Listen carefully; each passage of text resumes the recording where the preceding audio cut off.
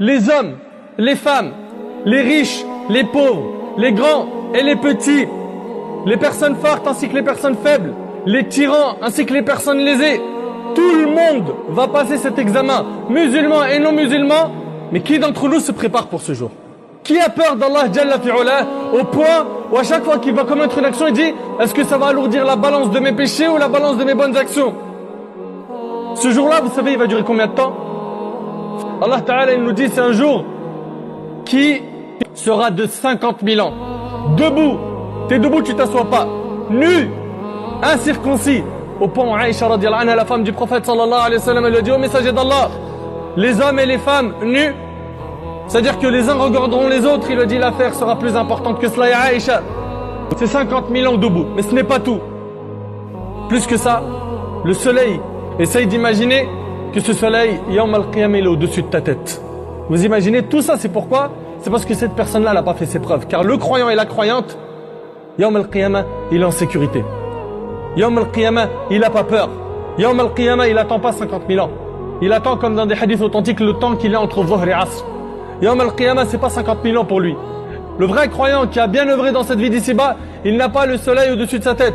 Mais Allah Ta'ala va lui placer une ombre au-dessus de sa tête, l'ombre de son trône, le jour où il n'y aura d'ombre que la sienne. Jalla fi'ula. Est-ce que tu seras au paradis, mon frère, pour jouir pour l'éternité, ou est-ce que tu seras en enfer, wal'iyadhu billah, et si tu y vas, combien de temps tu vas y rester? Allah Azza wa Jalla nous dit: quand le soleil sera obscurci, subhanallah, le soleil deviendra une masse et il disparaîtra. Il disparaîtra quand le soleil sera obscurci et que les étoiles deviendront ternes, c'est-à-dire sombres. Les étoiles deviennent sombres et les montagnes mises en marche, c'est-à-dire qu'elles seront réduites en poussière sans laisser sur terre aucune tortuosité. Et les chamelles à terme négligées et les bêtes farouches rassemblées. Les animaux sauvages seront rassemblés ensemble et les mers allumées. Au jour de la résurrection, Allah enroulera le soleil, la lune et les étoiles, les jettera dans l'océan, puis enverra un vent très chaud qui les réduira en une masse de feu et ils brûleront pour disparaître à jamais. Les âmes rejoindront leur corps. Les âmes seront réparties en groupes de sorte que chacune sera avec ses semblables. Chacune sera avec ses semblables. L'homme du bien avec les hommes du bien et l'homme du mal avec les hommes du mal. Telle sera la répartition des âmes le jour du jugement. Le prophète sallallahu alayhi wa sallam a dit: Al-mar'u ma'a man ahab. L'homme sera ressuscité le jour du jugement avec ceux qu'il aime. Yawm al-Qiyamah, mon frère, tu seras ressuscité avec ceux que tu aimes. T'aimes qui? Tu t'assois avec qui? Tes amis, quelles sont leurs discussions? Quels sont leurs kiffs? Quelles sont leurs envies? De quoi parlent-ils?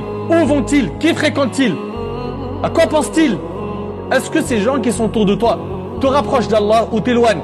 Le croyant, lui, il n'aura pas à s'inquiéter. Lui qui a cartonné, qui a fait ses preuves dans la dunya, tout va bien se passer pour lui. Mais les autres, 50 000 ans debout.